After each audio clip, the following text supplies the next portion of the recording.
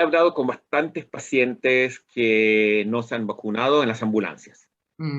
Claro. Antes que todo, personas sumamente asustadas. Y es un susto que uno lo puede entender. Van en un camino que entienden lo grave que es, entienden lo difícil que es, y lo más importante, entienden que el COVID es una enfermedad que aun cuando uno se recupera de la enfermedad aguda, muy puede ser que sufra a largo plazo de lo que uno llama el long-term COVID, el COVID a largo plazo, con una secuela sumamente importante. No hace mucho, y empiezo con ellos, porque no hace mucho hablé con un paciente que iba nuevamente al hospital porque se sentía muy mal. Me dice, soy persona de 35 años, pensé que había pasado el COVID como nada, y el cansancio me mata. Eso es muy importante, porque inclusive cuando no tiene muchos síntomas o lo tiene leve, eso no quiere decir que el sufrimiento necesariamente se haya terminado. Dijo, tuve 2 semanas como enfermo muy difíciles, me sentía muy mal, pero me recuperé. Pero dice, tengo dolor en los músculos y tengo un cansancio que camino 10 pasos y tengo que sentarme a descansar. Y me dice, soy una persona de 35 años, tengo dos hijos. ¿Qué vida voy a tener si no puedo hacer, si lo que voy a hacer es cero actividad? Y realmente, y el tema es que el sistema salud y la ciencia no sabemos qué decirle. No es que le podamos decir, señor, paciencia, en 3 meses más, 6 meses más, esto va a mejorar. No sabemos. Y No se sabe todavía. puede ser que esta secuela es una secuela que quede por vida. Y es una calidad horrible de vida, ese tipo de calidad de vida. Si me refiero a tu pregunta, hay muchas razones para por qué personas no se vacunan.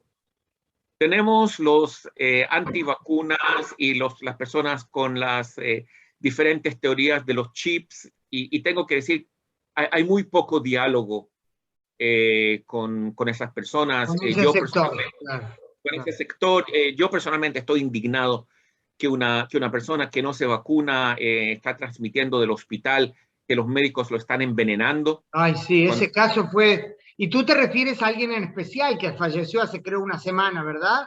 Era uno de los grandes opositores. Sí, pero a propósito, él no dijo que lo estaban envenenando, son sus followers, sí, los que lo pusieron, y sus seguidores. Y cuando uno conoce el esfuerzo físico, el esfuerzo emocional que ese personal de salud está haciendo, atendiendo a esos pacientes con el equipo protectivo personal, es indignante. Pero dejemos a ese grupo a un lado. Sí. Hay personas que tienen dudas, que tienen preocupación, que es algo muy legítimo, y en muchos casos ahí hay un tema de cuánta información está disponible para esas personas y cuánta información está disponible en un idioma que esas personas entienden.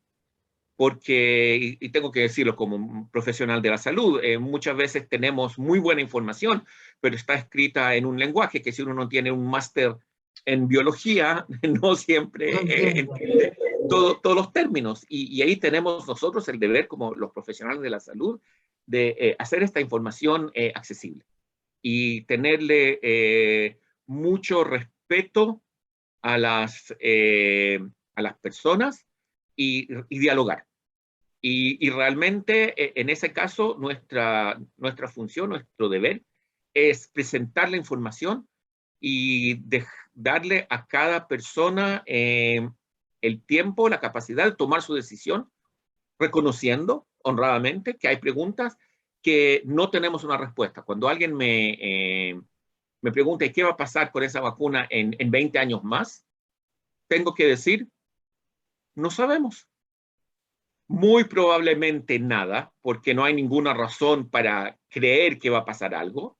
pero no tenemos esos datos de 20 años, lo que sí tenemos con otras vacunas. Sabemos que en la ciencia esta vacuna es más segura que otras que eso nos están poniendo.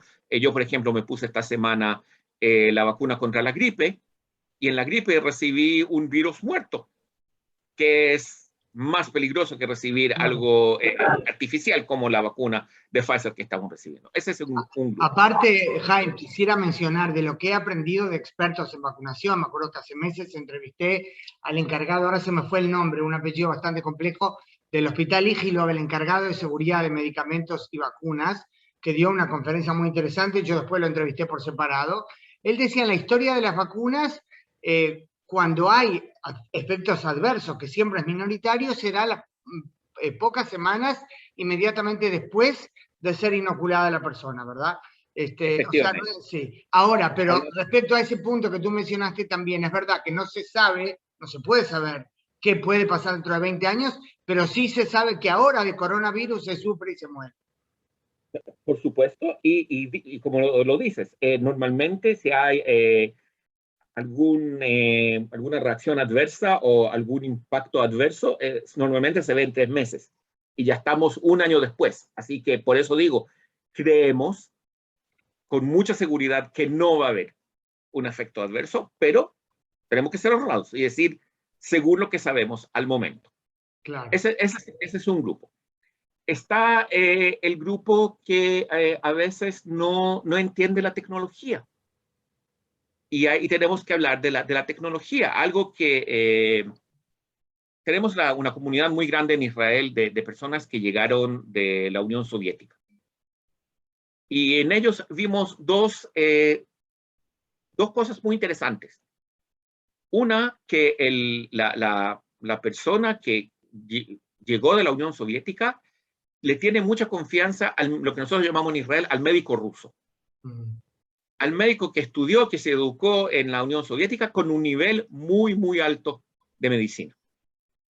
Pero el tema es que ese médico, que hay que recordar, emigró a Israel en 1990, claro, estudió en los años 60 y en los años 70. La tecnología del messenger RNA no existía en esos años. Claro. Quiere decir que de repente hay una tecnología que ese médico no entiende.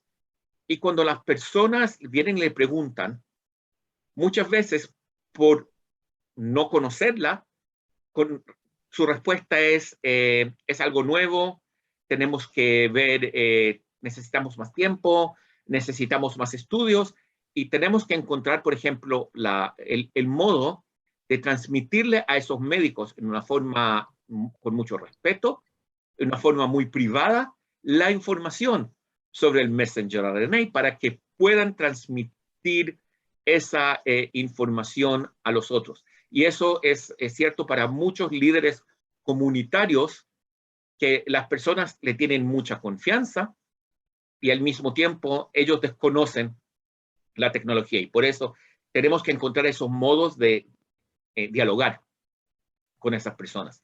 Se estaba mencionando a las personas de la Unión Soviética, algo muy cultural que no lo había pensado. Una buena amiga, una señora mayor, le pregunto, ¿y por qué no te pones la vacuna? Me dice, porque yo crecí en la Unión Soviética.